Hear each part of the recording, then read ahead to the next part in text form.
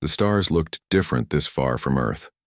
Captain Jake Morrison stood on the bridge of the human ship Defiance and watched the strange constellations through the main window. After 6 months of traveling through deep space, he still felt amazed by how vast the universe was. "Captain, we're getting something on the long-range sensors," said Lisa Carter from her science station. She was the ship's chief science officer and had been with Morrison for 3 years. Her voice carried excitement. "It looks like artificial structures about 2 light hours away." Morrison walked over to her station. The crew had been searching for signs of alien life for months without finding anything. Now they might have found their first real evidence that humans were not alone in the galaxy. "What kind of structures?" Morrison asked. "Large ones, much bigger than anything we humans have built. The computer thinks they might be space stations or maybe even cities floating in space." Lisa's fingers moved quickly over her controls as she gathered more information. Ryan Brooks, the ship's tactical officer, looked up from his station. "Captain, should I ready our weapons? We don't know if these aliens are friendly." "No weapons yet," Morrison said firmly. "We came here to make friends, not enemies. Keep scanning, but stay ready." Amy Rodriguez sat at the communication station, trying to pick up any alien signals. She had learned 12 human languages and hoped that would help her understand alien speech. "I'm getting some transmissions, Captain. They're using very complex patterns. This might take time to figure out." The Defiance moved closer to the alien structures. Through the main screen, the crew could see massive metal constructions that looked like cities floating in the darkness of space. Lights moved along the surfaces and smaller ships flew between the structures like busy insects. "My God," whispered Lisa. "There must be millions of them living there." Morrison felt his heart beating faster. This was the moment humanity had dreamed about for centuries. First contact with an alien civilization. Everything they did in the next few hours could change the future of both species. "Amy, can you send a basic mathematical sequence? Something simple to show we're intelligent beings trying to communicate." "Already working on it, Captain." Amy's hands moved over her controls, sending prime numbers and basic mathematical relationships. They waited. Space around them seemed to hold its breath. Then Amy's station lit up with incoming signals. "They're responding. The signal is getting stronger. I think they're sending ships toward us." On the main screen, several alien vessels appeared. They were sleek and dark, much larger than the Defiance. Strange symbols glowed along their hulls, and they moved with a smooth grace that human ships could not match. "Incoming transmission," Amy announced. It's in our language. Somehow they learned English from our signals." A deep voice filled the bridge. The words came slowly, as if the speaker was not used to human speech. "Human vessel, you will identify yourselves. State your purpose in Zephyrian space." Morrison stepped forward. "This is Captain Jake Morrison of the Earth vessel Defiance. We come in peace seeking friendship and knowledge. We mean no harm to your people." There was a long pause. Then the voice spoke again, colder this time. "I am War Prime Kethvar of the Zephyrian Collective. You humans are unknown to us. You will follow our ships to the command station for inspection." Morrison looked at his crew. Lisa seemed worried. Ryan had his hand near the weapons controls. Amy was trying to keep the communication clear. "We will follow," Morrison said. "But we request that this meeting be peaceful. We have much to offer, each other." The alien ships surrounded the Defiance and guided it toward the largest space station.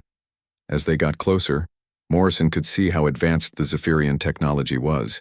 Their ships moved without visible engines. Their stations were built with materials that seemed to bend light around them. "Captain," Lisa whispered, "their technology is centuries ahead of ours. Look at those energy readings." The docking process was smooth. The Zephyrians had designed their station to accommodate different types of ships. Soon Morrison found himself walking through an airlock into the alien station with Lisa and Amy beside him. The Zephyrians were tall, with pale blue skin and 4 arms. They wore dark robes that seemed to flow like liquid. Their faces had sharp features and large eyes that glowed with inner light. War Prime Kethvar was the tallest of them all. Humans, Kethvar said as he looked down at Morrison. You are smaller than we expected. Your technology is primitive. Your ship barely deserves the name. Morrison kept his voice calm and friendly. We may be different, but we hope to learn from each other. Humans have always believed that diversity makes us all stronger. Kethvar's glowing eyes narrowed. The Zephyrian Collective has ruled this part of space for 1,000 years. We have conquered 17 different species. All have submitted to our superior ways. We're not here to submit or conquer, Morrison said. We're explorers and scientists. We want to share knowledge and build friendship. Something in Morrison's words seemed to anger the War Prime. His forearms moved in sharp gestures, and he spoke rapidly to the other Zephyrians in their own language. Your words are the words of weakness, Kethvar said finally. In our culture, the strong rule and the weak serve. There is no middle ground. Morrison tried to explain human values, but he could see that the Zephyrians viewed kindness as weakness and cooperation as failure. The meeting was not going as he had hoped. Then everything went wrong. Lisa was trying to record the meeting with a small device. To humans, this was normal scientific procedure. But when the Zephyrians saw the device, they reacted with fury. Spy. Equipment, one of them shouted. The humans are recording our secrets. No, wait, Morrison said, but it was too late. Kethvar's voice boomed through the station. This is an act of war. Humans are enemies of the collective. Before Morrison could explain, alarms began sounding throughout the station. The peaceful first contact had become a disaster, and Morrison realized that humanity might have just made the most dangerous enemy in the galaxy. War Prime Kethvar stood in the command center of his flagship and studied the reports about humans. The information his scouts had gathered made him feel confident about the coming war. These creatures called humans seemed weak and disorganized. Show me their technology again, he ordered his intelligence officer, Sub-Commander Thexra. The holographic display showed images of human ships and weapons. Kethvar saw crude metal vessels that moved slowly through space. Their weapons were simple, projectile systems and basic energy beams. Compared to Zephyrian technology, human equipment looked like toys made by children. Their largest ships are only half the size of our smallest fighters, Thexra reported. Their weapons cannot penetrate our shields. Their armor is thin metal that our weapons will cut through like air. Kethvar nodded with satisfaction. What about their military organization? Very poor, War Prime. They have no unified command structure. Each human colony makes its own decisions. They argue constantly among themselves. They show no discipline or proper military thinking. Excellent. How many ships do they have? Perhaps 200 combat vessels in total. Most are converted, cargo ships with weapons attached. We have over 3,000 warships ready for battle. Kethvar felt pleased. The Zephyrian Collective had conquered 17 species over the past 1,000 years. Each conquest had followed the same pattern. First, they would study the enemy and find their weaknesses. Then they would attack with overwhelming force. Finally, the defeated species would surrender and accept Zephyrian rule. Humans would be no different. In fact, they seemed weaker than most species the collective had faced before. Meanwhile, on Earth, Admiral Patricia Hayes sat in the emergency meeting room deep under the planet's surface. Around the table were the most important military and political leaders of humanity. The news from Captain Morrison's mission had reached Earth 3 days ago, and now they had to prepare for war. How much time do we have? Asked President Martinez Colonel. Ben Parker, the military strategist, checked his reports. Our long-range sensors show Zephyrian ships moving toward our outer colonies. They're not moving at full speed, which suggests they don't see us as a serious threat. We estimate 6 weeks before they reach our first settlements. Dr. Helen Cross, head of Advanced Weapons Research, leaned forward. That might be enough time if we act quickly. We have several projects that weren't supposed to be ready for years, but we can rush them into production. What kind of projects? Admiral Hayes asked. Adaptive AI combat systems, improved stealth technology, and weapons designed to exploit weaknesses we've found in alien shield technology. The problem is we've never tested them in real combat. President Martinez looked worried. Are you saying we have to bet humanity's survival on untested weapons? Not just weapons, Colonel Parker said. We have advantages the Zephyrians don't know about. Our intelligence suggests they've studied us, but they've only seen what we wanted them to see. Admiral Hayes stood up and walked to the large display, screen showing the galaxy. Red markers showed Zephyrian territory, which covered a huge area of space. Blue markers showed human colonies, which looked tiny in comparison. Explain what you mean, she said. The Zephyrians think they understand human warfare because they've observed our training exercises and public military displays, but they don't know about our classified programs. They don't understand how humans really fight when our survival is threatened. Dr. Cross nodded in agreement. Every species they've conquered before fought according to traditional military rules. Honor codes, formal battles, predictable tactics, but humans learned warfare in a different school. What school? The president asked. Earth, Colonel Parker replied simply. We spent thousands of years fighting each other. We learned that survival matters more than honor. We learned to adapt, to use every advantage, to think creatively when facing stronger enemies. Back in space, the Zephyrian fleet moved toward human territory with casual confidence. War Prime Kethvar had decided to start with the smallest human colonies. He would destroy them one by one, letting fear spread through human space before moving on to their major worlds. His first target was the mining colony on Kepler 442b. According to his intelligence, it had only 50,000 humans and no military defenses worth mentioning. It would be an easy way to begin the conquest. The Zephyrian attack fleet arrived at Kepler 442b, expecting to find frightened colonists ready to surrender. Instead, they found something that confused them. The human colony was still there, but it had changed. Strange energy signatures came from the surface. New defensive structures had appeared almost overnight.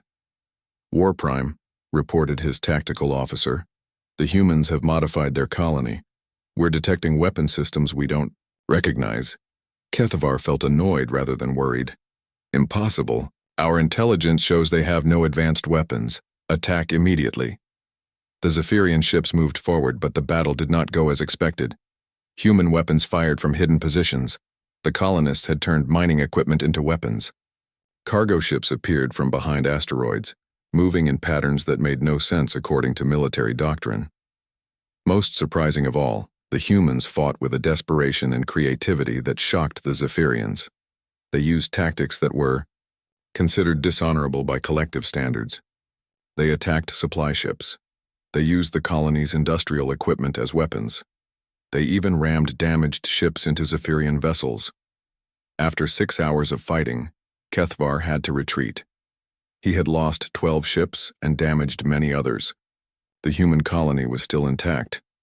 How is this possible? He demanded of his officers. They are primitives with inferior technology. War Prime? Thexra said carefully. Perhaps our intelligence was incomplete. The humans fight differently than other species we have encountered. Kethvar's anger grew. Different how? They do not follow proper military procedures. They use any method available to them. They show no concern for honor or tradition in combat. You mean they fight like animals? No, War Prime. They fight like survivors. Kethvar stared at the tactical display showing the failed attack. For the first time in his long military career, he felt uncertain. Maybe the humans were more dangerous than he had thought, but his pride would not let him admit this possibility. The Zephyrian collective had never failed to conquer an enemy. They would not fail now. Prepare the main fleet, he ordered. We will show these humans what real military power looks like. His officers hurried to carry out the command, but several of them exchanged worried glances. The easy conquest they had expected was becoming something else entirely. Tony Phillips wiped sweat from his forehead as he worked under the hull of the cargo ship Morning Star. 3 weeks ago, this vessel had been carrying grain between colonies. Now Tony was turning it into a warship that could fight Zephyrian forces. Hand me that plasma welder, he called to his assistant. Around him, dozens of other engineers worked on similar projects in the orbital shipyard above Mars. Every civilian ship that could fly was being converted for battle. "Tony, you need to see this," said Maria Santos, another engineer. She held up a piece of Zephyrian technology that human forces had recovered from the battle at Kepler 442b. "I think I figured out how their shields work." Tony crawled out from under the ship and examined the alien device. It was smaller than a human fist but contained technology that seemed impossible. "What did you find?" "Their shields are incredibly strong, but they have a weakness. They're designed to stop energy weapons and large projectiles, but they don't handle multiple small impacts very well." "What do you mean?" Maria smiled. "Remember those old Earth weapons called shotguns? They fired many small pellets instead of one big bullet. I think we can use the same idea." Tony's eyes lit up with understanding.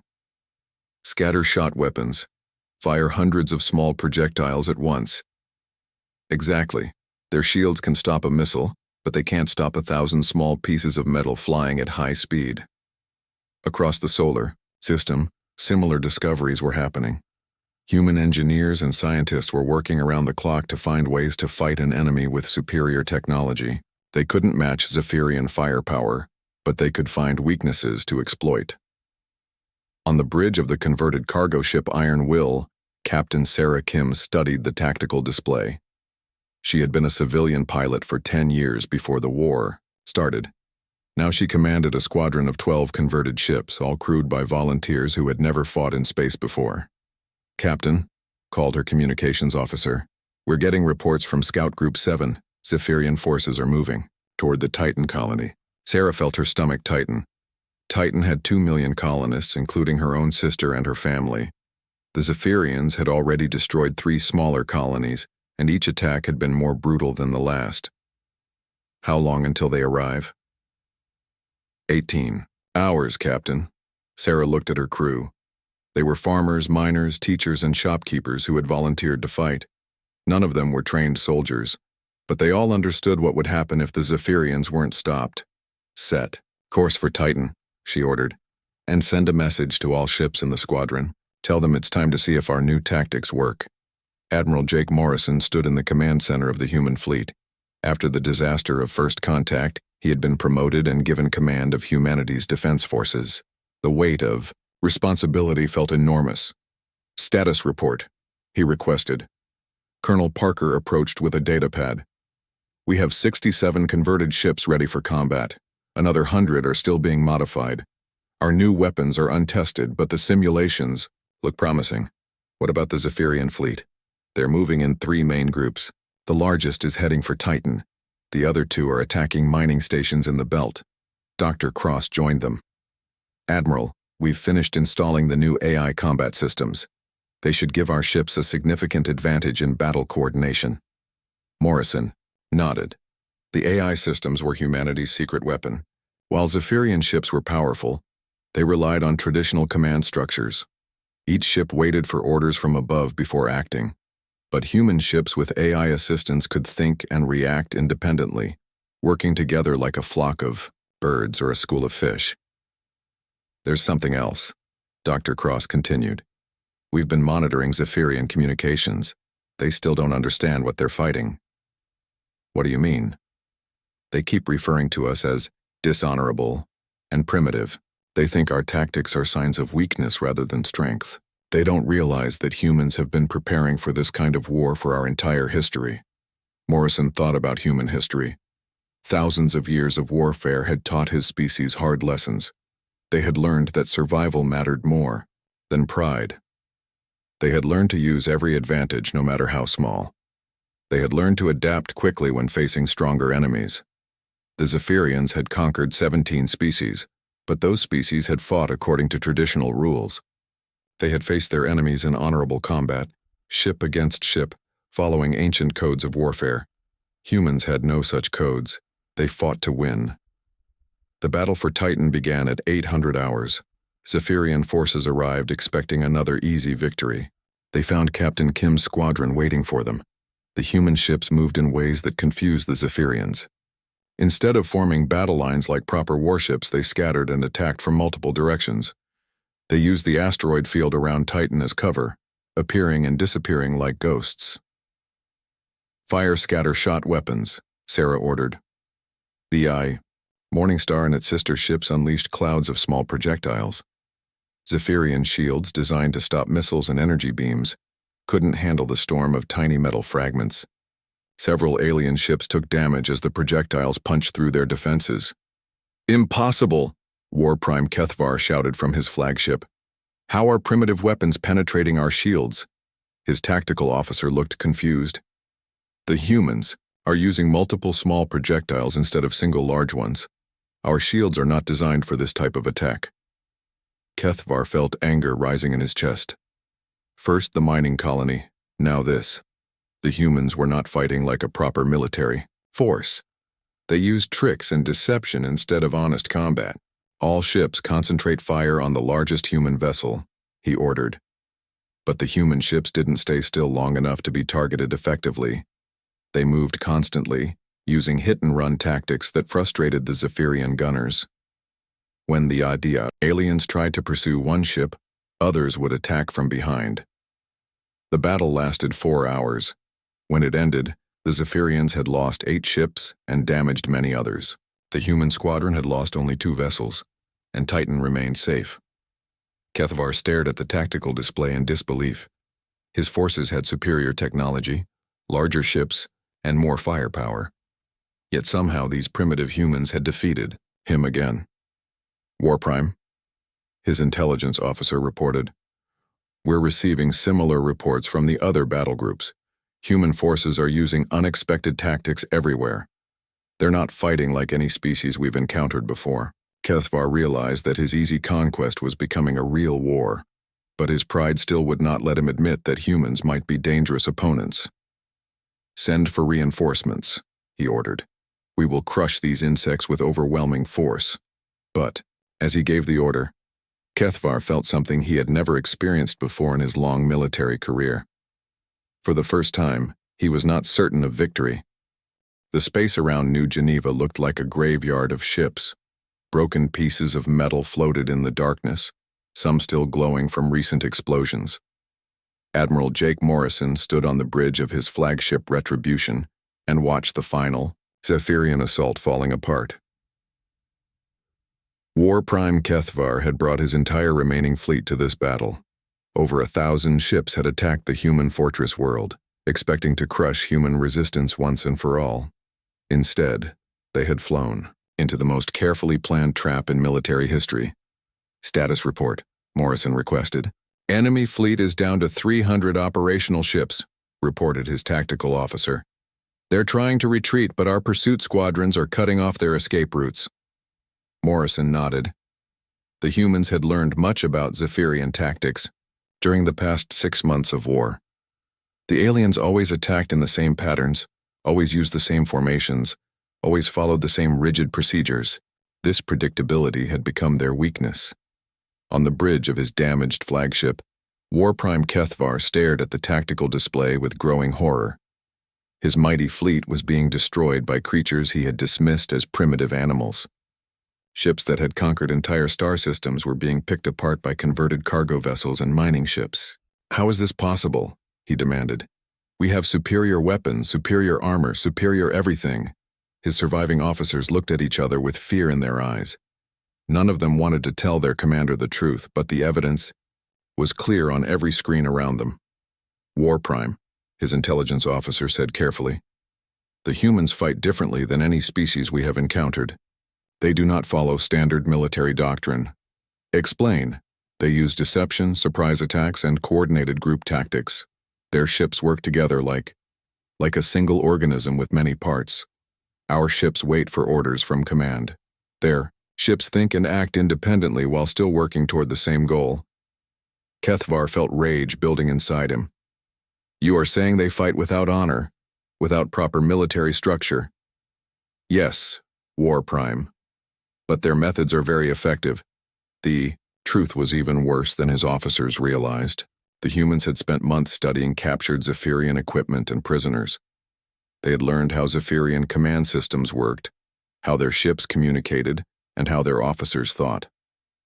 Dr. Helen Cross had led a team of scientists who discovered that Zephyrian military doctrine was based on thousands of years of tradition.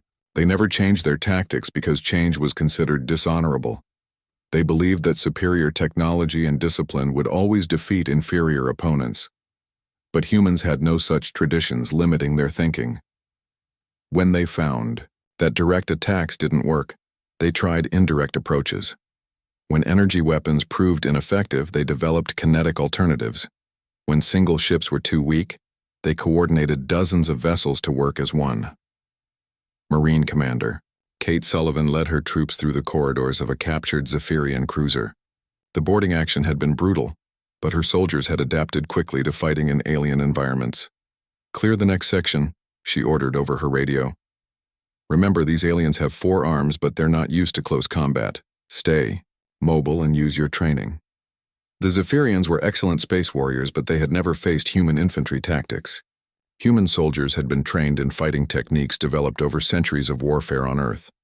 They knew how to fight in tight spaces, how to use cover effectively, and how to work as small teams.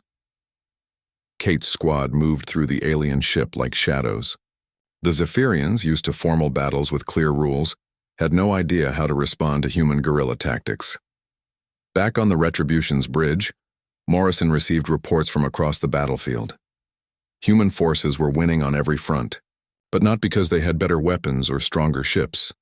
They were winning because they thought differently about warfare itself. "Admiral," his communications officer announced, "we're receiving a transmission from the Zephyrian flagship. War Prime Kethvar wants to speak with you." Morrison straightened his uniform. This was the moment he had been preparing for since the war began. "Put him on screen."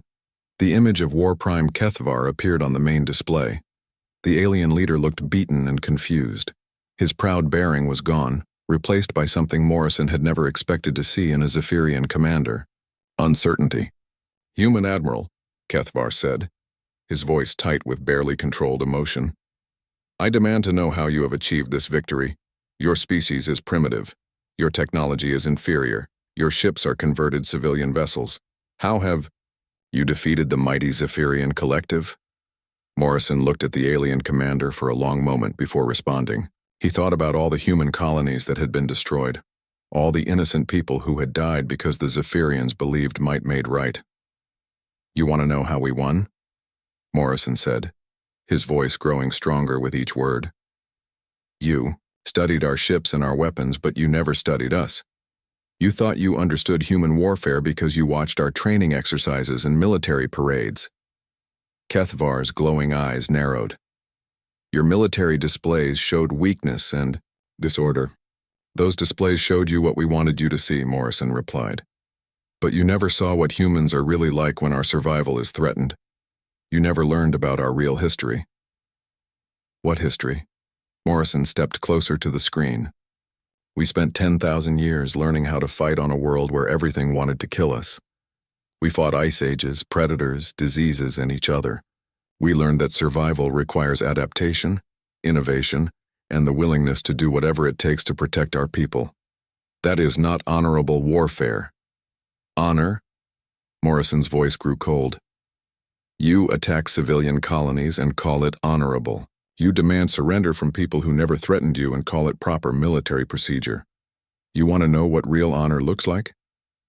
Kethvar remained silent, waiting for the answer. Morrison leaned forward, his eyes burning with intensity. "Real honor is protecting those who cannot protect themselves. Real strength is knowing when to show mercy to a defeated enemy. And when someone threatens everything we hold dear, when someone demands that we surrender or die." The human admiral's voice dropped to a deadly whisper that carried more threat than any shout could convey. "You want war? Then face destruction." The words hit Kethvar like a physical blow. In that moment, he finally understood what his people had awakened. Humans were not just another species to be conquered. They were something entirely different, something the Zephyrian collective had never encountered in 1,000 years of warfare. They were survivors who had learned that sometimes the only way to preserve peace was to become very, very good at war. War Prime Kethvar sat in his command chair and stared at the wreckage of his once mighty fleet. Only 50 ships remained from the 1,000 that had attacked New Geneva. His officers waited in silence, afraid to speak. The great Zephyrian collective, rulers of 17 conquered species, had been defeated by a race they had called primitive. War Prime, his communications officer said quietly, Admiral Morrison is requesting your response to his terms. Kethavar closed his glowing eyes. The human terms were not what he had expected. Any other species would have demanded complete surrender, slavery, or total destruction. But Morrison had offered something different, something that confused the Zephyrian commander more than defeat itself. The humans wanted peace, not submission, not conquest, just an end to the fighting and a promise that the Zephyrians would respect human territory. In return, they offered medical aid for wounded Zephyrian soldiers and safe passage home for the surviving ships.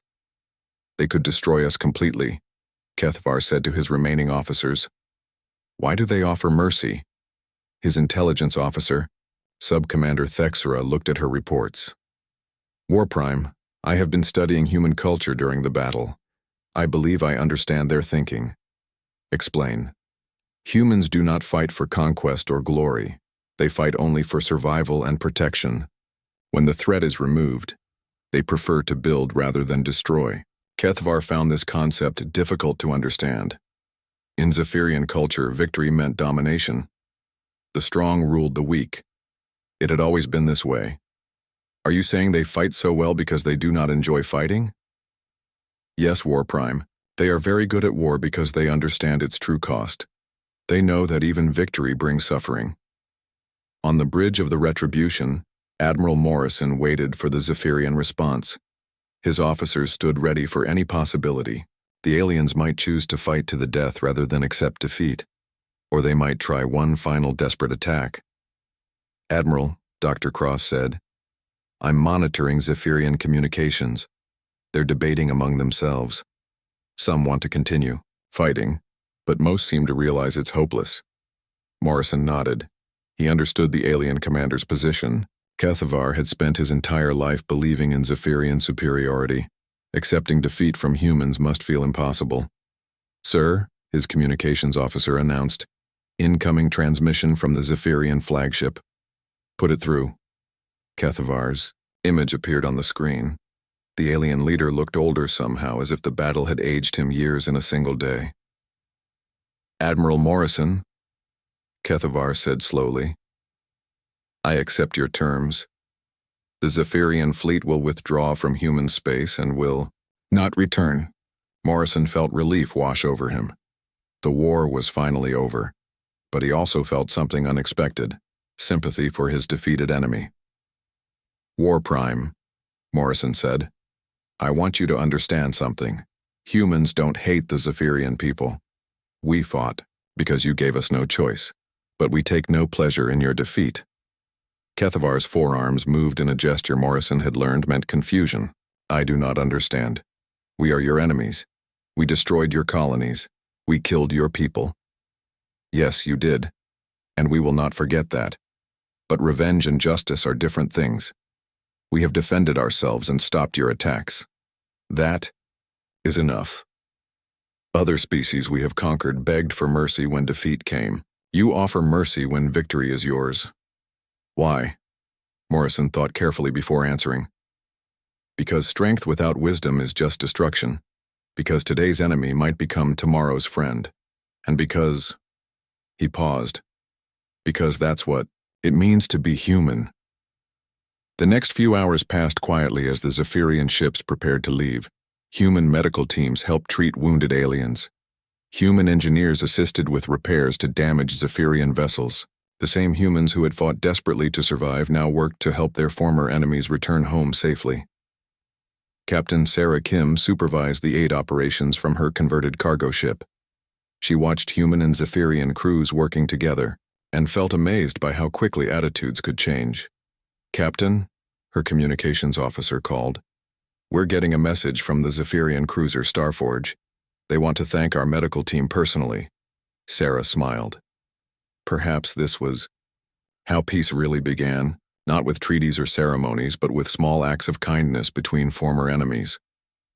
3 months later, Admiral Morrison sat in his office on Mars and read reports from across human space. The war was over, but its effects continued to spread through the galaxy. Other alien species had watched the conflict with great interest. They had seen the mighty Zephyrian collective defeated by a previously unknown race. Now they wanted to meet these humans for themselves. Unlike the Zephyrians, these new species approached with respect rather than arrogance. They had learned an important lesson. Humans might look small and peaceful, but they were not to be underestimated. The Andromedan Trade Federation had sent diplomatic missions to several human colonies. The crystalline consciousness had offered to share scientific knowledge.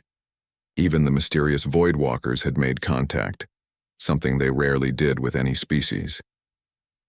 Dr. Cross entered Morrison's office carrying a data pad. "Admiral, you need to see this.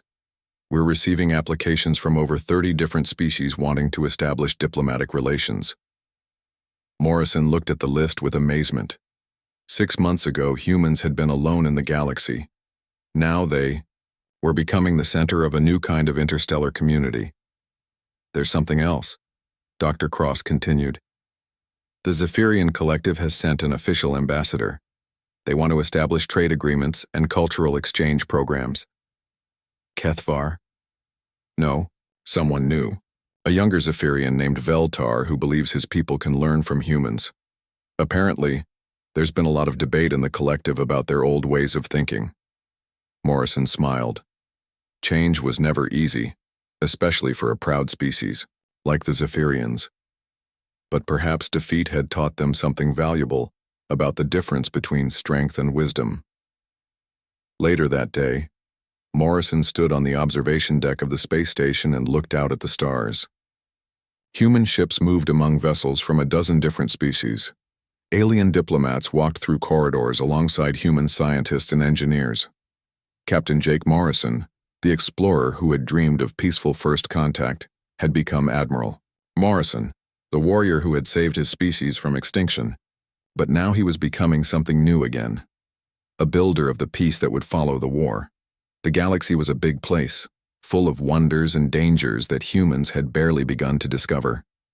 But they would face the future together with new friends and old enemies who had learned to respect them. Because that was what humans did.